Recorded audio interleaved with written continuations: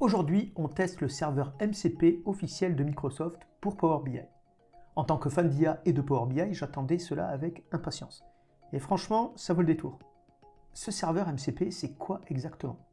C'est un connecteur qui fait le pont entre Claude, l'IA que j'utilise au quotidien, et Power BI. Résultat, l'IA peut lire votre modèle de données Power BI et même le modifier directement. Oui, vous avez bien entendu, carrément modifier votre modèle.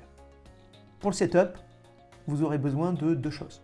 VS Code, avec l'extension Power BI Modeling MCP Server, et Cloud Desktop, qu'il faudra configurer pour accéder au serveur MCP. Rien de compliqué, la documentation est bien faite.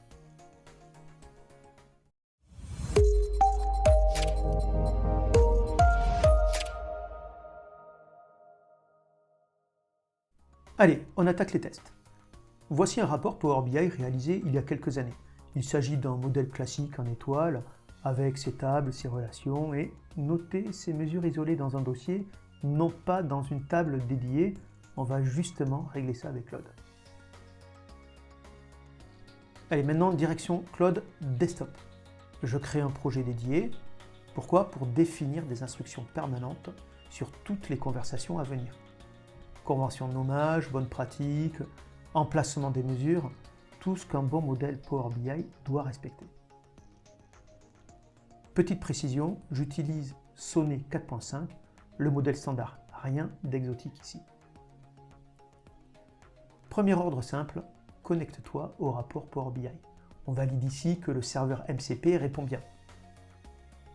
Notez que je vais accélérer certains passages parce que les temps de réponse sont, plutôt confortables.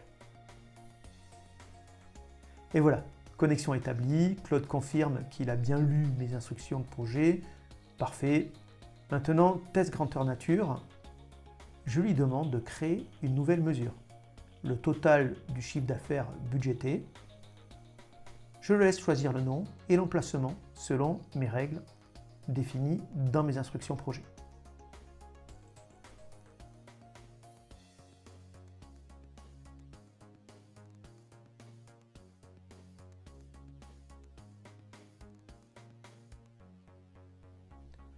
Ok, regardons ça. Le nom impeccable, la formule DAX nickel, direction Power BI pour vérifier.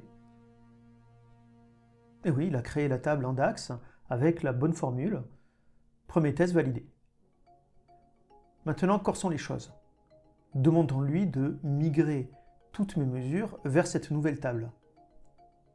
Là, ça va prendre un peu plus de temps parce qu'il doit scanner toutes mes tables et demander des autorisations qui sont nécessaires pour lui. Opération terminée. Je vérifie dans Power BI. Les mesures sont bien migrées, mais petit bémol. Les mesures ne sont plus associées au visuel. J'ai vérifié hors caméra, il faut bien refaire le paramétrage de chaque visuel. Alors attention, on parle d'une version bêta ici. Donc vigilance maximale, ce MCP est en preview, testez bien avant de l'utiliser en production, ne cassez surtout pas votre travail en cours. Cas d'usage numéro 2, le plus attendu, l'audit. Claude analyse mon projet et conseille-moi sur son optimisation.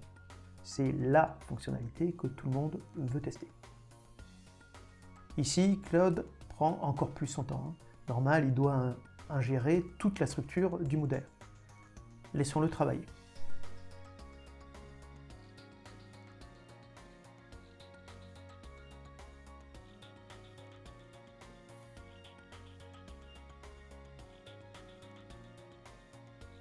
Son verdict, le rapport est bien conçu, mais il a trouvé des points d'amélioration. Premier point, mes colonnes calculées. Pas une bonne pratique en effet, et Claude ne se gêne pas pour me le dire, il a bien raison.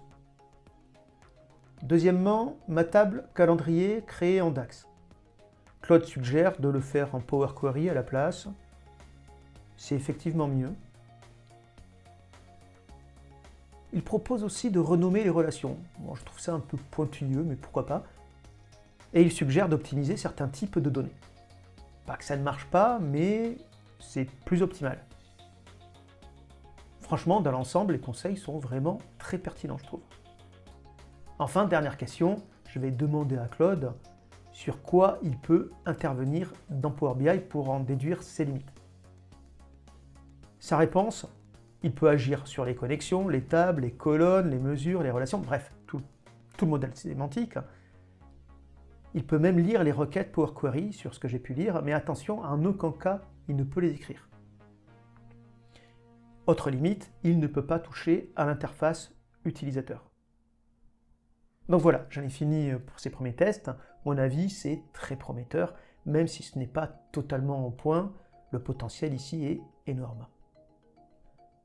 Vous avez des questions, posez-les en commentaire. Je vous dis à très bientôt.